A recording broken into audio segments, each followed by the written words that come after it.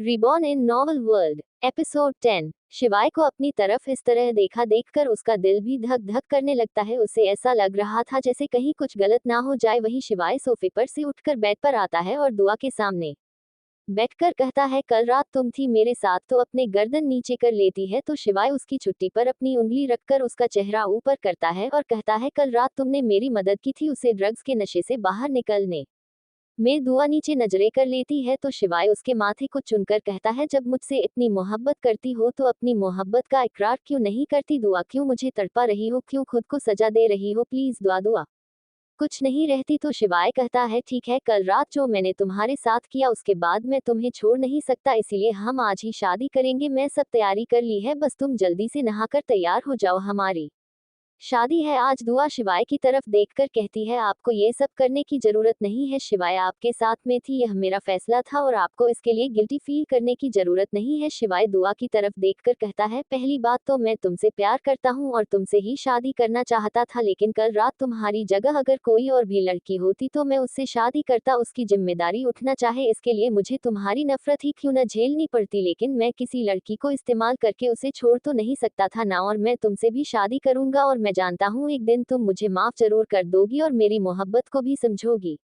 दुआ एक नजर शिवाय को देखते हैं और वहां से अपने कमरे की तरफ चली जाती है, क्योंकि वह इस वक्त अपनी आंखों में आए हुए आंसू शिवाय को नहीं दिखाना चाहती थी। उसने जो किया वह सिर्फ शिवाय के लिए किया था, उसकी प्यार उसकी मोहब्बत के लिए किया था। शिवाय को ये बिल्कुल नहीं जताना चाहती थी कि वह उसे बेपनाह मोहब्बत करती है। वही दुआ शिवाय से शादी करने के लिए तैयार हो जाती है, क्योंकि वह भी तो शिवाय के साथ अपनी जिंदगी बसाना चाहती थी। उसने सिर्फ शिवाय को अपनी दुनिया में देखा था, सिर्फ शिवाय को चाहा था, सिर्फ उसी से तो मोहब्बत की थी। वह उसे छोड़कर किसी और के पास तो जा ही नहीं सकती। वह जब उसे उसके नाम का सिंदूर और मंगलसूत्र मिल रहा था तो वह उसे कैसे इनकार कर देती। उन दोनों की शादी करने का फैसला सुनकर घर के बाकी लोग भी बहुत खुश थे। वहीं कोई उन दोनों पर नजर बनाए हुए था, जिसने भी शिवाय और दुआ को पास लाने की कोशिश की थी। वह भी उन दोनों कैसे फैसले से बहुत खुश था।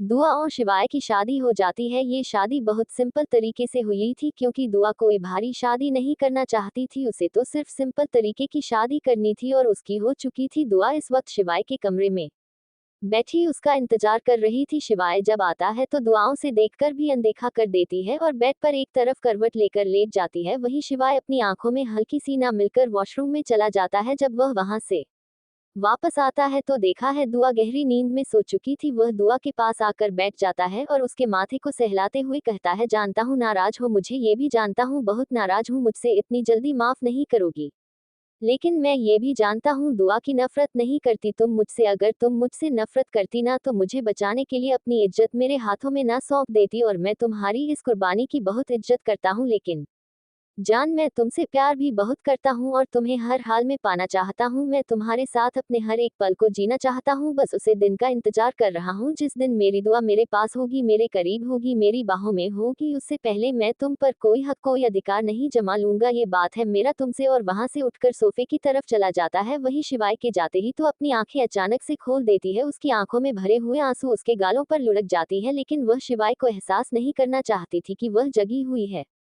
दूसरी तरफ पुलिस स्टेशन में अनिका का नहीं हंगामा मचा रखा था, क्योंकि उसे कैसे भी करके पुलिस स्टेशन से बाहर जाना था। लेकिन उसे ना तो उसका पति जमानत कराने आया था और ना ही उसके पिता का कुछ पता चल रहा था कि वह कहाँ थे। अनिका नहीं जानती थी कि शिवाय में उसके पिता को वह दर्दनाक मौत दी है जिससे वह कभी भी उसके पास नहीं आ सकता, और उनका का पति उसके पास क्यों नहीं आया था ये बात तो कोई भी नहीं जानता था। शायद उसे भी उनका का असली चेहरा दिखाई दे दिया था, या वजह कुछ और थी, ये तो वही जाने। वही पिछले एक महीने से स्टेशन में रह रहकर उनका की हालत बहुत खराब हो गई थी। बस वह कैसे भी करके वहां से बाहर निकलना चाहती थी, लेकिन वहां से बाहर निकलना इतना आसान भी तो नहीं था जितना वह समझ रही थी। वही अमन अपने कमरे में बैठा उसी से कॉल पर बात कर रहा था और कह रहा था, तुमने मेरा साथ दिया इसका हमने मैं तुम्हारा शुक्रगुजार हूँ। उधर से कुछ कहा जाता है तो कहता है, मैं जानता हूँ कि शिवाय भाई ये पता लगाने की कोशिश जरूर करेंगे उन्हें ड्रग्स किसने दिया था और उन्हें भाभी के साथ उनके कमरे में किसने छोड़ा था और वह लड़की कौन थी, लेकिन मैंने कभी कुछ पता नहीं चलेगा तो फिक्र मत करो। अगर कभी पता चलता है तो मैं खुद सारी बात को भूल कर दूंगा, लेकिन तुम पर कभी कोई आस नहीं आने दूंगा, आई प्रॉमिस। मैं जानता हूँ कि तुमने जो कुछ भी किया सिर्फ मेरी दोस्ती के लिए किया, वरना कोई अपनी दोस्ती के लिए अपनी जान खतरे में नहीं डालता। लेकिन अमन अभी इसी बात को समझ नहीं रहा था, वह तो इसे अपनी दोस्ती समझ रहा था, ये लेकिन दोस्ती नहीं, ये तो उसकी मोहब्बत थी जो वह अमन के लिए सब कुछ करने को तैयार थी, यहाँ तक कि अपनी इज्जत भी बताव पर लगाने के लिए तैयार हो गई थी। लेकिन पता नहीं अमन को ये बात कब समझ आएगी। नेक्स्ट मॉर्निंग सब कुछ शिवाय के कहे अनुसार चल रहा था, क्योंकि आज शिवाय और दुआ दुआ को कुलदेवी के दर्शन के लिए जाना था। ये सब कुछ उसे नमन ने बताया था, क्योंकि जब अभिमन्यु और सनम वह सारे फंक्शंस और दर्शन करने जाते थे तो नमन हमेशा उनके साथ रहता था, इसलिए उन्हें पता था कि यहाँ कब क्या और कैसे होता है। शिवाय तैयार होकर दुआ का इंतजार कर रहा था, वही दुआ बाथरूम में साड़ी बांधने की कोशिश कर रही थी, क्योंकि यह साड़ी दुआ से बंधी नहीं जा रही थी। काफी बार ट्राई करने के बाद भी जब उसे नहीं होता है तो परेशान होकर वहीं बैठ जाती है और काफी देर सोचने की बाद वह अपना फोन निकालकर यूट्यूब पर वीडियो चलती है और उसे पर देखने के बाद साड़ी बनती है। फिर वह तैयार होकर जब बाहर आती है तो शिव उसे एक तक देखा ही रह जाता है, क्योंकि रेड कलर की उसे साड़ी में है। दुआ बहुत खूबसूरत लग रही थी। दुआ ड्रेसिंग टेबल के सामने आकर करने से दूर भरती है और साड़ी से मैच चूड़ी पहनती है और पूरी तरह से तैयार होगा शिवाय के पास आकर रहती है, चलिए देर हो रही है। वह दोनों घर से मंदिर के लिए निकल जाते हैं। पूरे रास्ते दोनों एक दूसरे से कोई बात नहीं करते हैं, क्योंकि उन दोनों के बीच जो हालत हो गए थे उनमें वह दोनों एक दूसरे से क्या बात करें यही उन्हें समझ नहीं आ रहा था। वहीं इसी तरह खामोशी से पूरे रास्ता कट जाता है और दोनों 6 घंटे की सफर के बाद कुलदेवी के मंदिर पहुंच जाते हैं। वहां पहुंचने के बाद उन्हें पता चलता है कि मंदिर के द्वारा बंद हो चुके हैं, अब वह कल सुबह यहाँ दर्शन कर सकते हैं। भी शिवाय वहां अच्छा सा होटल देखकर कमरा बुक करता है और दोनों कमरे में चले जाते हैं तो उसे कमरे को हनीमून स्वीट की तरह सजाया गया था। दोनों कमरे में जाकर फ्रेश होते हैं और कपड़े चेंज करके सुबह डिनर ऑर्डर करता है। डिनर आने के बाद डिनर करते हैं। दुआ डिनर करके बाहर बालकनी में जाकर खड़ी हो जाती है, क्योंकि वहां से क्यों बहुत अच्छा दिख रहा था। वह कहीं खड़ी होकर अपने बचपन को याद कर रही थी, जब उसकी फैमिली उसके साथ, उसके पापा उसके साथ, सब कुछ तो था उसके पास, और आज वह बिल्कुल तन्हा और अकेली थी, कोई भी उसके पास नहीं था। उसे काले आसमान को देखकर अपने मन में रहती है, सब कुछ था मेरे पास और आज कुछ भी नहीं, ऐसा लग रहा है सब कुछ होते हुए भी कुछ नहीं है मेरे पास। जितना समझने की कोशिश कर रही हूँ ना, मुझे ये रिश्ता उतना ही खुद में उलझा हुआ लग रहा है। मैंने क्या मांगा था, सब कुछ है, माँ पापा मेरे पास, फिर भी सब मुझे अधूरा क्यों लग रहा है। ऐसा लग रहा है कि मेरे पास होते हुए भी कुछ भी नहीं, मैं इस दुनिया में बिल्कुल तन्हा और अकेली हूँ। तभी शिवाय पीछे से आकर कहता है, काफी देर हो गई है, जल्दी सो जाओ, सुबह जल्दी उठकर मंदिर जाना है। द्वारा एक बार भी शिवाय की तरफ नहीं देखी और कमरे में आकर सोफे पर लेट जाते हैं। वह भी कुछ नहीं कहता। बचपन में बातें खत्म नहीं होती थी, आज उनके बीच एक दूसरे से करने के लिए कोई बात ही नहीं रह गई थी। ऐसा लग रहा था दोनों एक दूसरे के लिए।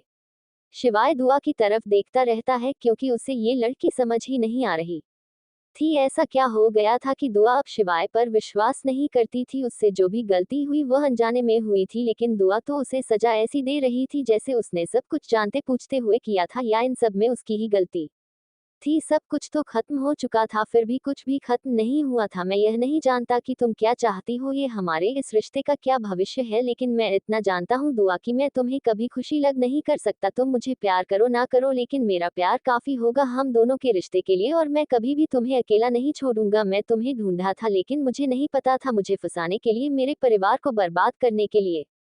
पूरी रात दुआ को देखता रहता है और उसकी रात ऐसे ही कट जाती है। अगली सुबह सुबह दुआ को उठना है और दोनों तैयार होकर मंदिर के लिए निकल जाते हैं। जब वह दोनों मंदिर की सीढ़ियां पर पहुंचते हैं तभी भाई बाबा जी आते हैं और कहते हैं, नई शादी हुई है दोनों की, देता है तो पंडित जी कहते हैं, अगर अपने रिश्ते को तू उम्र के लिए रखना चाहते हो तो अपनी पत्नी को अपनी कोर्ट में लेकर माता पार्वती के मंदिर में चाहिए, और माता पार्वती के मंदिर से सिंदूर लेकर अपनी पत्नी की मांग में भर दीजिए। उसके बाद आप दोनों जिंदगी भर के लिए एक दूसरे के हो जाओगे और कभी एक दूसरे से अलग नहीं होंगे।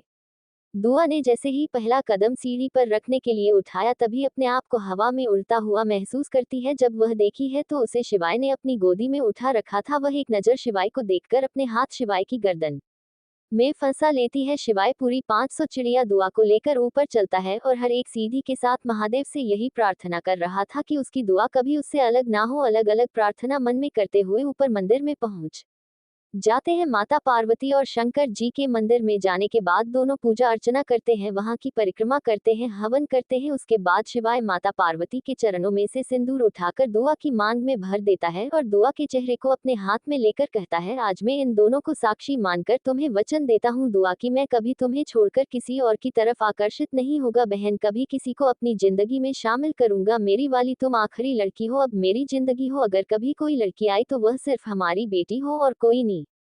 दूसरी तरफ आरना और संस्कार एक दूसरे को जानने समझने की कोशिश कर रहे थे। दोनों एक दूसरे के साथ ज्यादा से ज्यादा वक्त बिताना शुरू कर दिया था, क्योंकि एक आरना की प्रेगनेंसी और दूसरा संस्कार और आरना का एक दूसरे से अनजान होना। संस्कार हर मुमकिन कोशिश कर रहा था कि आरना को कोई दर्द कोई तकलीफ ना हो, इसीलिए उसने अपने ऑफिस को भी अपने घर में ही शिफ्ट कर लिया था, क्योंकि आरना को अब रात में काम आती थी और पूरी पूरी रात उसकी आंखों में गुजर जाती थी। आरना की दिक्कत देखकर कभी कभी संस्कार बहुत परेशान हो जाया करता था। अब संस्कार को एहसास हुआ था एक बच्चे को जन्म देना कितना ज्यादा कठिन काम होता है, और आप उसे अपनी माँ के दर्द और तकलीफ की वजह समझ आई थी कि उनका शरीर बच्चे होने के बाद क्यों खराब हो गया, क्यों वह इतनी कमजोर और हर बीमारी की पेशेंट बन गई थी। आरना के साथ साथ संस्कार भी पूरी पूरी रात आरना के साथ जगह रहता है, क्योंकि वह आरना को यह नहीं सोने देना चाहता था। प्यारना अकेली ही बच्चों के लिए इतना त्याग बलिदान कर रही थी, कहीं संस्कार की मेहनत उसकी लगन उसका प्यार देखकर आरना के दिल में भी धीरे धीरे संस्कार ने अपना बसेरा कर दिया था। कभी भी रोने के साथ आरना को वह एहसास नहीं हुए थे जो उसे संस्कार के साथ होते थे। आरना हर वक्त संस्कार को अपने आसपास देखकर उसके दिल में बहुत खुशी का एहसास होता था। आज उसे एहसास हुआ था एक सच्चा और अच्छा जीवन साथी हमारी पूरी दुनिया को बदल देता है। अब जाकर आरना को अपनी माँ और पापा का प्यार समझ आया था कि क्यों उसके माँ पापा एक साथ दिए और एक साथ एक दुनिया को अलविदा कह गए, क्योंकि वह दोनों एक दूसरे के बिना अधूरे थे, एक दूसरे के बिना वह जी ही नहीं सकते थे। निहार जब चाहत के कमरे में उसे देखने जाता है तो वहां कुछ भी नहीं था, वह कमरा एकदम खाली पड़ा था। तभी वहां नज आती है और उन्हें हर को बताती है कि कमरे में जो मैडम थी वह यहाँ से चली गई है बिना किसी को कुछ बताए। अपनी हर परेशान हो जाता है, वह रूही को भी अकेला छोड़कर नहीं जा सकता था और उसे चाहत की भी चिंता हो रही थी। डॉक्टर निहार आपके पास आते हैं और कहते हैं मिस्टर राजपूत आपकी बात इस दुनिया में नहीं रही, सो आई एम सॉरी। जब निहार रूही की मौत की खबर सुनता है तो उसे बुरा बहुत लगता है, लेकिन वह जानता था जैसी रूही की हालत थी रूही का बचना नामुमकिन था। कहीं में हर रूही के अंतिम संस्कार की तैयारी करता है और अस्पताल से ही उसे लेकर अंतिम संस्कार के लिए चला जाता है। उसका अंतिम संस्कार करके दूसरे दिन में निहार जब घर पहुंचता है तो इस वक्त घर पर कोई नहीं था, सब लोग अपने अपने काम से गए हुए थे। तभी निहार अपने कमरे में जाकर निहार जब अपने कमरे में पहुंचता है तो आज उसे वह कमरा बिल्कुल खाली वीरान लग रहा था। ऐसा लग रहा था जैसे उसे कमरे में कोई रहता ही नहीं है। जब अपने कपड़े निकालने के लिए अलमारी खोलना है तो वहां सिर्फ निहार के कपड़े थे, वह चाहत का कोई भी कपड़ा नहीं था। निहार पूरे कमरे में सिर्फ की तस्वीर और सामान देकर परेशान हो जाता है, उसका दिल धक धक करने लगता है। ऐसा लग रहा था जैसे कोई उसका अपना उससे बहुत दूर जा चुका है। निहार तुरंत कमरे से बाहर आकर चारों तरफ देखा है तो इस वक्त सब लोग अपने अपने कमरे में सो चुके थे, कोई भी कमरे से बाहर नहीं था। चारों तरफ एक खामोशी पसरी हुई थी, एक ऐसी खामोशी जिसमें एक दर्द एक तड़प एक अनकहा एहसास था जो ये साबित कर रहा था कि किसी किसी की जिंदगी में तूफान आकर वापस जा चुका है। निहार पूरी रात बालकनी में खड़ा हुआ उसे अंधेरे को देख रहा था। शायद एक ऐसा ही अंधेरा निहार की जिंदगी में आ चुका था जो अभी निहार के आगे आना बाकी था। वही सुबह सब लोग डाइनिंग टेबल पर बैठे हुए थे। जब निहार डाइनिंग टेबल पर आता है तो सब लोग में हर को एक नजर देखते हैं और अपने ब्रेकफास्ट करने लग जाते हैं। निहार सबकी तरफ एक नजर देखा है, लेकिन जब उसे चाहत दिखाई नहीं देती तो अपनी माँ की तरफ देखकर कहता है माँ चाहत कहाँ है। संजना एक नजर निहार को देखते हैं और कहती है जा चुकी है, वह यहाँ से कहाँ गई, क्यों गई हम नहीं जानते, लेकिन वह चली गई तुमने छोड़कर, तुमसे और तुम्हारी दुनिया से बहुत दूर। अब शायद वह कभी वापस नहीं आएगी। एकदम से डाइनिंग टेबल से खड़ा हो जाता है और कहता है ऐसे कैसे वह जा सकती है मुझे छोड़कर, जब उसकी शादी मुझसे हुई है तो मुझे छोड़कर नहीं जा सकती। तभी संजना गुस्से में खड़ी होती है और तड़क से एक थप्पड़ निहार के गाल पर मार देती है और कहती है उसे वक्त कहाँ गया था ये पति, जब तुम्हारी पत्नी पिछले 2 हफ्तों से या अकेली पड़ी हुई थी तब कहाँ गया था ये पति, जब तुम किसी दूसरी औरत की मांग में सिंदूर सजा रहे थे तब कहाँ गया था ये पति, जब अपनी पत्नी को उसे अस्पताल के बाद में अकेला छोड़कर अपनी दूसरी पत्नी की देखभाल कर रहे थे। उसे तुम्हारी जिंदगी में किसी दूसरी औरत को देखने का कोई मतलब नहीं था, प्यार करती थी वह तुमसे, लेकिन इतना भी नहीं कि अपना मन और सम्मान खोकर तुम्हारे साथ अपनी जिंदगी बिता की, इसलिए चली गई तो मैं छोड़कर हमेशा हमेशा के लिए और कभी ना वापस आने के लिए। और उसके इस फैसले में राजपूत परिवार का हर एक मेंबर उसके साथ है। निहार सजना के पैरों के पास बैठ जाता है और कहता है मेरी मजबूरी थी माँ, वरना मैं भी कभी शौक से किसी दूसरे को अपनी पत्नी नहीं बनता। माँ उसकी हालत बहुत खराब थी, वह करने की कगार पर थी और उसने मुझे सिर्फ अपनी आखिरी ख्वाहिश के तौर पर मेरे नाम का सिंदूर अपने मांग में मांगा था तो मैं दे दिया। अंजलि, कल को कोई और आकर तुमसे बोलेगा कि उसकी आखिरी ख्वाहिश तुमसे शादी करना है, तुम्हारा सिंदूर और मंगलसूत्र पाना है, तो तुम उसे भी दे दोगे ना। अंजलि की तरफ देखकर कहता है नहीं मासी, वह मेरी बचपन की दोस्त थी। उसके साथ मेरा एक रिश्ता था और उसकी आखिरी ख्वाहिश पूरी करना मैं अपना फर्ज समझा। इसमें क्या ही गलत किया मैंने? गलत तुमने वही किया अपने साथ नहीं किया था निहार, तुमने गलत चाहत के साथ किया था। जिस सिंदूर पर सिर्फ चाहत का हक था तुमने वह सिंदूर किसी और की मांग में सजा दिया। तुमने एक बार भी तुमने चाहत के बारे में नहीं सोचा। उसे पर क्या बेटी होगी तुम्हें, उसे पर क्या बीपी होगी। जब उसे होश आया था तब उसका पति उसके पास न होकर अपनी दूसरी पत्नी की देखभाल कर रहा था। तुमने गलत किया है निहार और इसकी सजा यह है कि आप चाहत तुम्हारी जिंदगी से जा चुकी है और वह कभी वापस नहीं आएगी।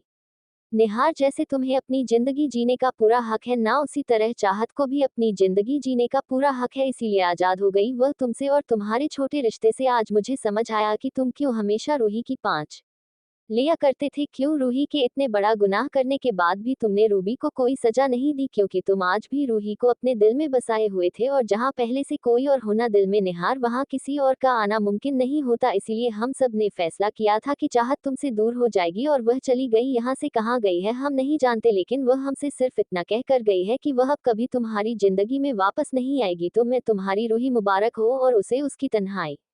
सब बड़े वहां से अंदर चले जाते हैं। वही समर निहार के पास आता है और कहता है ये तुमने बहुत गलत किया निहार, चाहत कितना प्यार करती थी तुमसे और तुमने चाहत की जगह रूही को दे दी। ये तो वही हो गया ना कि तुम तो नाव पर सवार होना चाहते थे, तुम्हें चाहत भी चाहिए थी और तुमको भी रूही को भी नहीं छोड़ सकते थे। सक्षम, मैं तो आपको अपना आइडल मानता था भाई, लेकिन आपने अपने तो चाहत भाभी की जिंदगी ही बर्बाद कर दी। जब आपको रूही को अपने जिंदगी में लाना ही था कि चाहत भविष्य शादी करने का, रूही को इस घर से निकलने का, ये सब ड्रामा करने की जरूरत ही नहीं थी। आप चाहत भाभी को पहले ही बोल देते कि आपकी जिंदगी में पहले से कोई है, तो वह बेचारी कितनी उम्मीद है तो ना भाती आपसे, मोहब्बत तो ना करती आपसे। सब लोग एक नजर निहार को देखकर वहां से अपने अपने काम पर निकल जाते हैं। वही निहार उसे बड़े से हाल में अकेला खड़ा था। वह हार गया था दोस्ती निभाने के चक्कर में, अपनी पत्नी, अपना प्यार, अपना परिवार खुश हुआ था वह, और ऐसी दोस्ती निभाने से क्या ही फायदा जहां हम अपनी पत्नी का विश्वास तोड़ दें, उसका भरोसा, उसकी उम्मीद है और उसके मन का सिंदूर छीन ले। ऐसी दोस्ती मेरे ख्याल से तो नहीं निभानी चाहिए।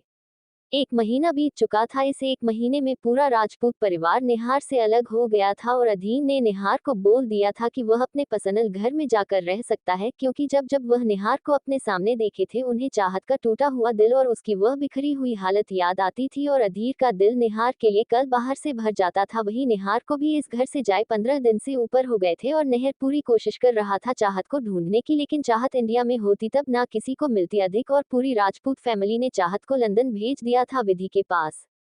लंदन। विधि चाहत का हर मुमकिन ख्याल रखती थी, लेकिन चाहत की हालत में कोई सुधार नहीं आया था। चाहत उस सदमे में जा चुकी थी जहां से शायद सेहत का निकलना इतना आसान भी नहीं था। धोखा उसे किसी और ने नहीं, उसके पति ने दिया था, और हम एक बार को अपनी प्रेमी का दिया हुआ धोखा भूल जाते हैं, लेकिन अगर हमारा पति हमें धोखा देना तो जिंदगी भर का नासूर बन जाता है हमारे दिल में, और यही हो रहा था चाहत के साथ। उसे यकीन नहीं हो रहा था कि उसे इतनी मोहब्बत करने वाला में हाथ उसे धोखा भी दे सकता है, उसकी होते हुए वह रूही से शादी भी कर सकता है। अब तो चाहत के दिमाग में यह बात घर कर गई थी कि हमेशा से निहार रूही के साथ ही देखा, वह तो सिर्फ एक जरिया थी उसकी नीज को पूरा करने की, जिसके लिए निहार उसके पास आता था, वरना मोहब्बत तो निहार की हमेशा से रूही थी। यही सब सोते हुए कभी कभी चाहत बुरी तरीके से सीखने चिल्लाने लग जाती थी। ऐसा लगता था जैसे उसका दिल इतनी टुकड़ों में बिखर चुका है कि उसे जोड़ना भी नामुमकिन है।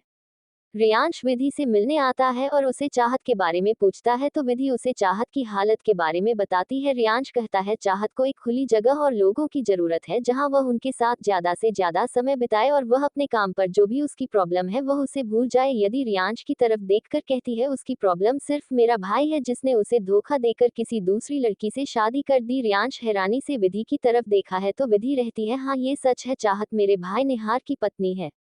चाहत खुद को कमरे में बंद कर लेती है और आईने में खुद को देखकर अपने वजूद के बारे में सोचती है और कहती है चाहत तुम तो ऐसी नहीं थी कि एक आदमी तुम्हें धोखा दे दे और तुम इस तरह टूटकर बिखर जाओ, तुम तो ऐसी नहीं थी। अरे तुम तो जिंदगी जीने वालों में से थी, जो तुम्हें छोड़ देता था तुम पलट कर उसकी तरफ नहीं देखी थी, और आज तुम हर की वजह से इतनी कमजोर कैसे हो सकती हो? तुम तो इतनी कमजोर नहीं हो, उठो खुद को साबित करो और निहार को दिखाओ कि लड़कियां कमजोर नहीं होती, बल्कि जब वह अपनी पर आती है ना तो अच्छे अच्छे लोगों को खुद के सामने झुका कर रखती है। चाहत बेड पलट कर आंखें बंद कर लेती है और वह जब भी नींद की आगोश में चली जाती है अगली सुबह जब चाहत की नींद खुलती है तो वह जाकर तैयार होती है और बाहर आती है। जब बाहर आकर विधि उसे देखते हैं तो आज भी थोड़ा हैरान थी चाहत को देखकर। चाहत विधि की तरफ देखकर कहती है, विधि मैं तुम्हारी बहुत शुक्रगुजार हूँ कि तुमने मुझे इस लायक समझा कि अपने भाई के खिलाफ जाकर तुमने मेरा साथ दिया, और मैं इस चीज को कभी नहीं भूल सकती। चाहे माँ पापा हुए और चाहे चाचा चाची, सब ने मेरा साथ दिया और मैं हमेशा उनके साथ हूँ। लेकिन आप मुझे जाना होगा क्योंकि मैं खुद की पहचान बनाना चाहती हूँ, खुद को इस काबिल बनना चाहती हूँ कि कोई और निहार कर मुझे तोड़ कर ना चला जाए। विधि चाहत से कुछ नहीं कह पाती क्योंकि वह जानती थी कि चाहते इस वक्त किन हालातों से गुजर रही है, लेकिन ये भी सच था कि वह एक औरत थी और एक औरत होकर वह चाहत का दर्द बहुत अच्छे से समझ सकती थी। यह विधि ने भी तो महसूस किया था, लेकिन चाहत के मोटिवेशन से वह अपनी जिंदगी में आगे बढ़ी और आज उसकी जिंदगी मेरे यहाँ था, जो उससे प्यार करता था, उसकी इज्जत करता था, उसकी केयर करता था। और चाहत भी तो ऐसा जीवन साथी डिजर्व करती है। चाहत वहां से सीधा एयरपोर्ट जाती है और एयरपोर्ट पर जाकर वह सीधा राजस्थान की फ्लाइट लेकर राजस्थान के लिए निकल जाती है, क्योंकि अब चाहत अपने घर जाना चाहती थी, अपने माँ बाप के पास, और अपनी एक नई पहचान, एक नया वजूद बनाना चाहती थी जिसमें उसके अपने उसके साथ हूँ। आप उसे राजस्थान की राज करती भी संभल में थी, इसलिए वह सब कुछ सोच समझ कर ही राजस्थान जाने के लिए निकली थी। जब राजस्थान की धरती पर अपना कदम रखती है तो चारों तरफ तेज आंधी तूफान आया हुआ था। ऐसा लग रहा था कि आंधी तूफान पूरे राजस्थान को ही तहस नहस कर देगा, लेकिन चाहत के वहां कदम रखते ही वह आंधी और तूफान थम गया था। ऐसा लग रहा था जैसे वहां कोई तूफान आया ही नहीं था। चाहत वहां से सीधा हवेली के लिए निकल जाती है। जब चाहत हवेली पहुंचती है तो देखी है इस वक्त हवेली में कुछ लोग आए हुए थे और वह उन लोगों को वह हवेली और राजस्थान छोड़ने की धमकी दे रहे थे। चाहत में खड़े होकर पूरी बात सुनती हो फिर आकर रहती है। चाहत राणा के होते हुए कोई भी उसके परिवार को उसकी हवेली और उनके राजस्थान से अलग नहीं कर सकता, क्योंकि मैं अभी तक जिंदा हूँ। अगर मैं मर गई होती ना, तब आप तो जो चाहे कर सकते थे। अब इस हवेली की और राजस्थान की असली वारिस यहाँ आ चुकी है, तो आप लोग यहाँ से जा सकते हैं। वही चाहत का ऐसा रूप और ऐसा, और देखकर आए हुए सब लोग उठकर खड़े हो जाते हैं और चाहत के सामने झुककर उसे खम्मा घनी कहते हैं और वहां से निकल जाते हैं। वही चाहत अपने पापा वीरेंद्र जी के पास आती है और कहती है, आज से हम राजस्थान में रहेंगे और एक बात, हम आपके साथ इस महल में जरूर रहेंगे, लेकिन हमारा आपसे, आपके परिवार से कोई लेना देना नहीं होगा। हम यहाँ सिर्फ राजस्थान के लिए आए हैं और आप लोगों से ना पहले हमारा कोई रिश्ता था ना आज है। पहले भी हमारे माता पिता अधीर और संजना थे और आज भी वही है। तभी अर्जुन आता है और कहता है, जब निहार ने आपको धोखा दे दिया फिर भी आप उसे फैमिली से अपना रिश्ता रखना चाहती हैं। चाहत अपनी आंखें शेयर कर अर्जुन की तरफ देखती है और कहती है, अरे यहाँ तो हमें अपने परिवार ने धोखा दिया था, फिर भी वह तो पर आए थे, उन्होंने धोखा दे भी दिया तो क्या हो गया, और शायद हमने उन्हें धोखा देने का मौका दिया था इसलिए उन्होंने हमें धोखा दिया, वरना चाहत राणा इतनी कमजोर नहीं कि कोई भी आकर उसे तोड़कर चला जाए।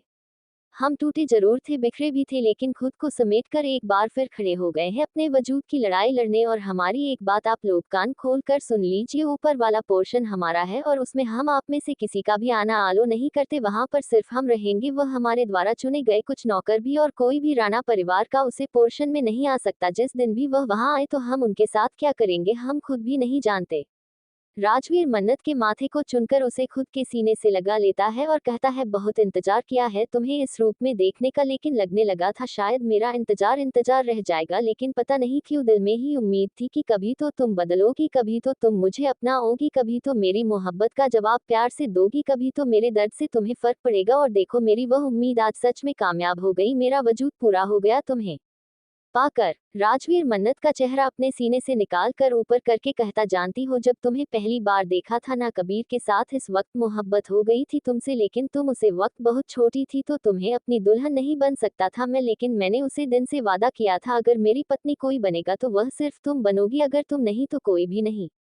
फिर भाई की मौत के बाद सब कुछ बदल गया। मैं बहुत प्यार करता था भाई से, इतना कि उनके बिना सांस नहीं ले पाता था, लेकिन जब वह मुझे छोड़कर गई ना, तो मेरे अंदर की फीलिंग्स माकन, मेरे अंदर की मोहब्बत मर गई और मैं खुद को बिजनेस में इतना डुबो लिया कि मुझे किसी चीज का ख्याल ही नहीं रहा। एक दिन कभी मेरे पास आया और उसने बताया कि मन्नत की शादी हो रही है यश के साथ। यह सुनकर मुझे ऐसा लगा जैसे किसी ने मेरे दिल से उसकी धड़कनें छीन ली हूँ और किसी ने मुझे मेरी सांसें छीन ली है, लेकिन मैंने सोचा शायद तुम मेरी किस्मत में नहीं थी, इसलिए मैंने तुम्हें पाने की कोशिश नहीं की। मैं तुम्हारी शादी में तुम्हें आखिरी बार देखने गया था, उसके बाद मैं हमेशा हमेशा के लिए ये शहर छोड़ कर जाने वाला था, लेकिन जब दूल्हा मंडप पर नहीं आया और सब लोग तुम्हारे बारे में तरह तरह की बातें बनाने लगे, तुम्हें गालियां देने लगे, तब मुझसे बर्दाश्त नहीं हुआ और मैं तुम्हारी मांग भरती, लेकिन तुमने भी मुझे गलत समझ लिया और मुझसे नफरत करने लगी। तुमने कभी मेरी बात जानने की कोशिश ही नहीं की मन्नत। आज राजवीर के दिल की बात जानने के बाद मन्नत को खुद पर बहुत गुस्सा आ रहा था कि क्यों उसने कभी सच्चाई जानने की कोशिश नहीं की, क्यों बोल दो माँ बेटी के झूठे प्यार में इतनी अंधी हो गई थी कि उसे अपने आसपास सच्चे लोग भी दिखाई नहीं दिए। उसने अपनी पूरी जिंदगी बर्बाद करती थी, वह तो भगवान का शुक्रिया था तो उसे दूसरा मौका मिल गया था अपनी जिंदगी सुधारने का, दोबारा से सबको अपने करीब लाने का। सब लोग उसे नफरत करते जैसे पहले किया करते थे। राजवीर को गले से लगा लेती है और कहती है मुझे माफ कर दो वीर, अंदर से ऐसी गलती कभी नहीं होगी। अब मैं सही और गलत की समझ जान चुकी हूँ। अब मुझे एहसास हो गया है कि कौन मेरा अपना है कौन मेरा पर है। मैं भी तुमसे बहुत प्यार करती हूँ, इतना तुम सोच भी नहीं सकते। और आज से नहीं, उसे दिन से जिस दिन मैंने तुम्हें भाई के साथ पहली बार अपने घर देखा था, लेकिन कभी तुमसे कह नहीं पाई क्योंकि मैं डरती थी कि कहीं मेरी वजह से भाई और तुम्हारी दोस्ती ना टूट जाए। फिर मैं उन दोनों माँ बेटी के खाने में आ गई और सब कुछ खराब कर दिया मैंने, इतनी प्यारी और खुशहाल होती। राजवीर मन्नत को अपनी गले से लगा लेता है और कहता है माफ कर दिया मैंने तुम्हें, लेकिन हाँ आगे से कभी किसी की बातों में आकर अपने रिश्तों से मुंह मत बोलना। राजवीर के सीने से लग जाती है। राजवीर उसे खुद के आगे करके ऊपर से नीचे देखा है और कहता है आज लग रही है तुम पूरी मेरी दुल्हन। राजवीर खुराना की दुल्हन मन्नत राजवीर के सीने में अपना चेहरा छुपा लेती है। वही राजवीर मन्नत के बालों को खींचकर उसका सर पर करता है और कहता है मुझे बचाने के लिए मुझ में ही चुप रही हो मन्नत। हाँ क्योंकि मैं जानती हूँ आपसे बचने के लिए आप में ही झुकना पड़ेगा, वरना पता नहीं आप मेरे साथ क्या कर दोगे।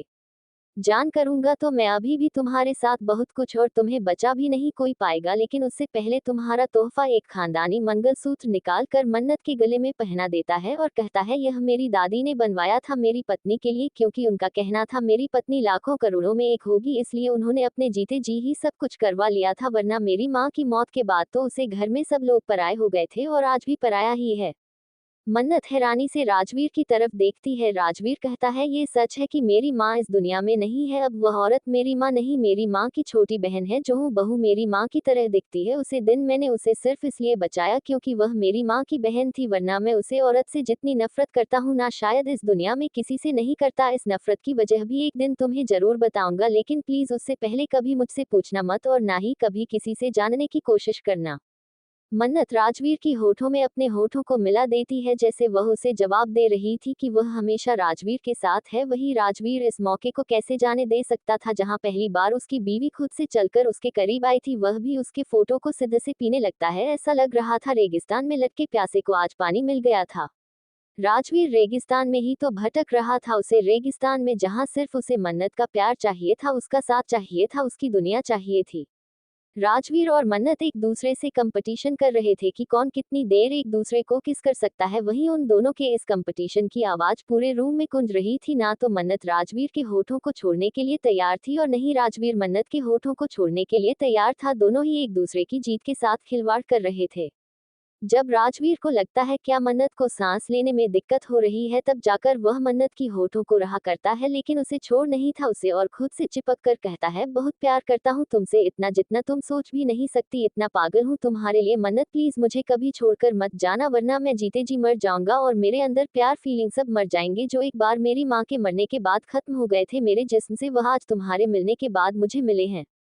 मन्नत एक बार फिर राजवीर से चिपक जाती है। वहीं राजवीर अचानक से मन्नत के लहंगे की डोरी खींच देता है और उसका लहंगा खुलकर जमीन पर गिर जाता है। वहीं मन्नत हैरानी से राजवीर की तरफ देखती है तो राजवीर अपनी एक आंख मन्नत की तरफ दबा देता है। अचानक मन्नत को संभालने का मौका ही नहीं मिलता, तब तक राजवीर मन्नत के ब्लाउज कटोरी को पकड़ के खींच देता है। उसका ब्लाउज सिर्फ डोरियों पर ही तो आधारित था, इसीलिए वह मन्नत के हाथों से फिसलकर जमीन में गिर जाता है। मन्नत हैरानी से राजवीर की तरफ देख रही थी और राजवीर मुस्कुराते हुए मन्नत को देख रहा था।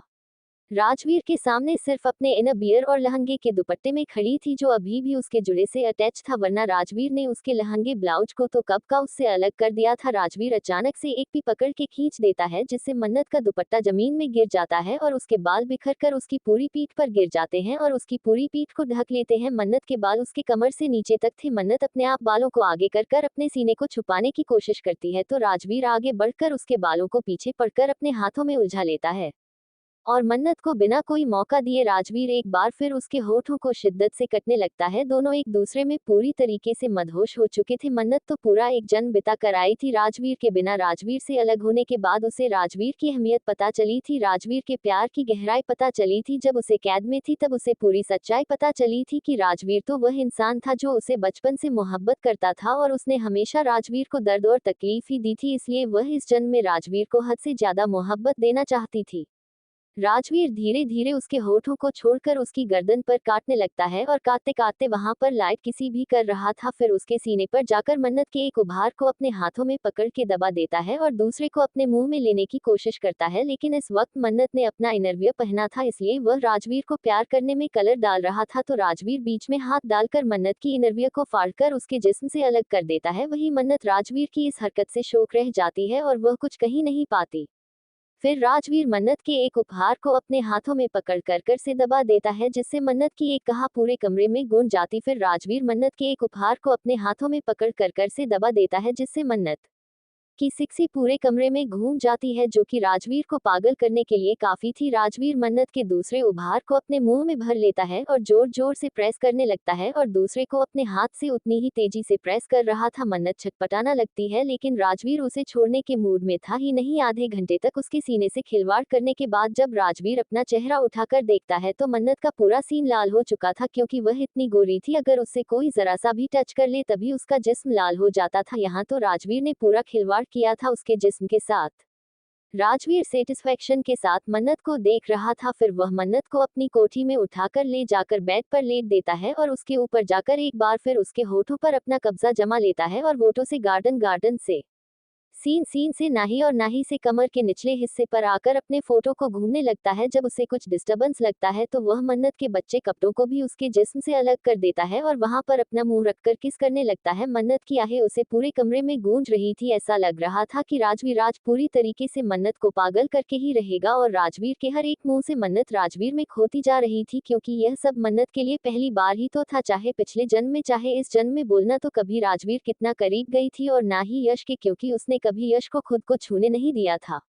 राजवीर मन्नत की आंखों में देखा है तो मन्नत पूरी तरीके से राजवीर में खो चुकी थी। वह इतना मदहोश हो गई थी कि उसे पता ही नहीं था कि राजवीर उसके साथ क्या कर रहा है, वह तो सिर्फ राजवीर को महसूस करने में लगी थी।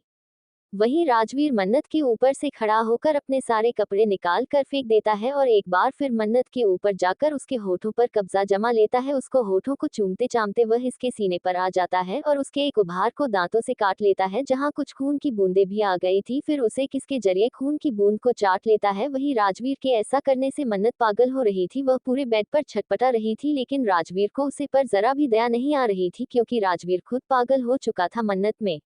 राजवीर मन्नत की तरफ देखकर कहता है, इजाजत है इससे आगे बढ़ाने की। मन्नत अपनी पाल की झटका देती है तो राजवीर एक ब्लैंकेट से दोनों को कवर करता है और मन्नत के अंदर समा जाता है। मन्नत की एक चीज पूरे कमरे में घूम जाती है, क्योंकि यह मन्नत का पहली बार था तो जाहिर है मन्नत को तकलीफ तो होनी ही थी। जब राजवीर मन्नत को इस तरह देखा है तो राजवीर की आंखों में भी हल्की सी नमी आ जाती है, क्योंकि वह अपनी वजह से कभी मन्नत को दर्द नहीं देना चाहता था, लेकिन ये दर्द तो प्यार का मीठा दर्द था। जब मानना देखी है कि राजवीर अभी भी इस पोजीशन में उसके ऊपर है तो वह राजवीर को आगे बढ़ने का इशारा करती है और मन्नत का इशारा पाते ही राजवीर मन्नत को अपनी मोहब्बत की उसे दुनिया में ले जाता है, जिस दुनिया में इन दोनों के अलावा किसी दूसरे की कोई जगह ही नहीं थी, जहां ये दोनों में और तुमसे हम बन चुके थे, जहां आज राजवीर की मोहब्बत मुकम्मल हो रही थी। वहीं दूसरी तरफ रागिनी और यश गुस्से में पागल हो रहे थे, क्योंकि उन्हें अभी तक पता नहीं चल पाया था कि राजवीर और मन्नत कहाँ है और क्या मन्नत उनके हाथ से निकल चुकी है, क्योंकि मन्नत नहीं रागिनी का फोन उठाती थी और नहीं कामिनी का। इसलिए वह दोनों माँ बेटी और यश तीनों परेशान थे कि अगर मन्नत उनके हाथों से निकल गई तो यह अबन की प्रॉपर्टी उनके हाथ से निकल जाएगी। लेकिन वह ये नहीं जानते थे कि मन्नत उनकी हर एक चाल से वाकिफ है और उनके हर एक चाल को मार देने के लिए वह बहुत जल्द मैदान में उतरने वाली है। लेकिन उससे पहले वह अपने बचे हुए रिश्तों को सहीतना चाहती थी, जिसे कभी अगर जरूरत पड़े तो वह रिश्ते वह लोग उसकी ढाल बनाकर उसके सामने खड़े हो जाए, वरना अभी तक तो उन तीनों को इनकी औकात दिखा चुकी होती। रागिनी, यश और कामिनी एक होटल के कमरे में बैठे थे और आपस में डिस्कस कर रहे थे कि आजकल मन्नत उन लोगों से बात नहीं करती, ना ही उनका फोन उठाती है और ना ही कुछ। वही मन्नत का एक आदमी उन दिनों पर नजर रखे हुए था और उनकी पल पल की खबर मन्नत तक पहुंचा रहा था। यश रागिनी की तरफ देखकर कहता है, मुझे लगता है बेबी उसे और लड़की को हम पर शक हो गया है, इसलिए अब हमारे हाथ से निकलती जा रही है, हमें जल्द से जल्द कुछ करना होगा, अगर वह और राजपूत एक हो गए ना तो हम कहीं के नहीं। यश रागिनी की तरफ देखकर कहता है, मुझे लगता है बेबी उसे और लड़की को हम पर शक हो गया है, इसलिए अब हमारे हाथ से निकलती जा रही है, हमें जल्द से जल्द कुछ करना होगा, अगर वह और राजवीर अगर एक हो गए तो हम कहीं के नहीं रहेंगे। रागिनी यश की तरफ देखकर कहती है, तुम फिक्र मत करो, यह मन्नत को राजवीर को तलाक देना होगा, क्यों कि राजवीर की प्रॉपर्टी पर और राजवीर पर सिर्फ मेरा हक है और रागिनी अपनी कोई भी चीज किसी दूसरे के साथ बात नहीं सकती। Thank you for listening. Like और कमेंट करना ना भूलें और मोर स्टोरीज के लिए सब्सक्राइब करें। मिलते हैं नेक्स्ट वीडियो में।